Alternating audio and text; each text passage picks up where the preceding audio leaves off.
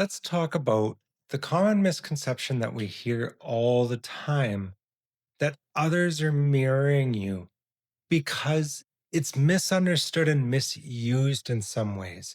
Now, we see this all the time, especially in the spiritual realm and the wellness realm, of saying that, if you're trying to date, if you're trying to find someone, your friends, your family, your relationships, they're going to mirror you.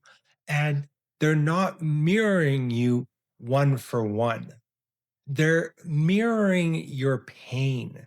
They're showing you back what's actually going on in your unconscious. They're showing you back through their actions, through the ways in which your relationship develops. And this is really, really important because, say, if you're trying to date and you're finding all these avoidance, a lot of people say, "Oh, well, I'm not avoidant. So, like, this isn't, working. This isn't comprehending anything because they're not mirroring me."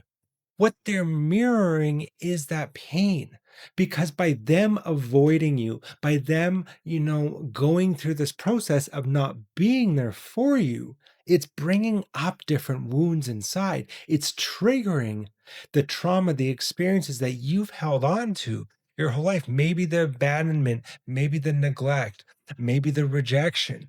It's bringing those things forward. So this is why too it's so important to understand that we heal in relation to other forms of consciousness. Whether this be in relationships, whether this be with family, with friends, whether this be with animals, with nature, or if we're going to seclude ourselves and go sit up on a mountain and meditate by ourselves until we're healed, that we're going to heal in relation to our unconscious structures. There's always that relational exchange because everything is connected through it. There's a huge web of consciousness that contains everything and everyone, and everything has that connection between one thing and another. So, this is where that healing comes in. This is where, when we have different wounds that we're holding on to, it separates us from these connections to everything. The more that you begin to heal, the more that you're able to embody, that you're able to sit with, that you're able to begin to embody these higher understandings of something like oneness, the more connections that begin to form. It's almost like a Christmas tree that when you have all the different lights on the Christmas tree, maybe one or two or three lights are out, but the others are still working. Now, all of a sudden, when you change those bulbs and start changing that relationship, all the bulbs start coming on.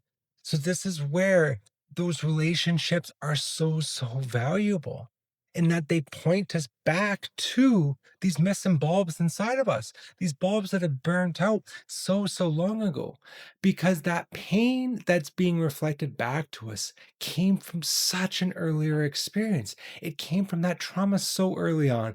Maybe it came from epigenetics. Maybe it's a social and cultural thing that we're dealing and processing. But it's something that we've held for so long that normally 100 times out of 101, it's going to reflect back earlier wounds because, too, our pain, the unconscious, it loops. So when something happens, it wants to be resolved. It doesn't want to be held within our unconscious. Consciousness itself wants to move up the dimensional ladder. So it brings forward another situation. So we see the situation again in another relationship.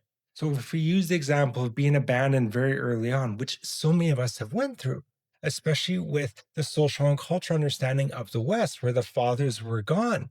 They weren't at home taking care of the kids. They were working, they were providing for their families. So this created that separation, that there never was a father figure in so many homes. So we had these deep wounds of abandonment. So we suffered from abandonment from very early on.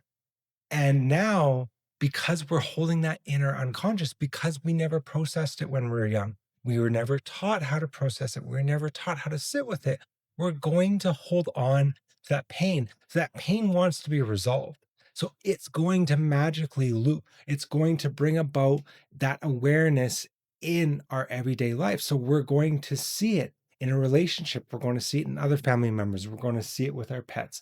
We're going to see, and they might not do the same thing, but their actions, that relationship between you will bring forward that same pain. So again, they might not do the exact same thing. So that's where now of a sudden, maybe we're going to find somebody in relationship that's avoidant. Maybe we're going to find someone that completely ignores us, that shuts off emotionally and just doesn't support us. It's mirroring back that same wound inside of us.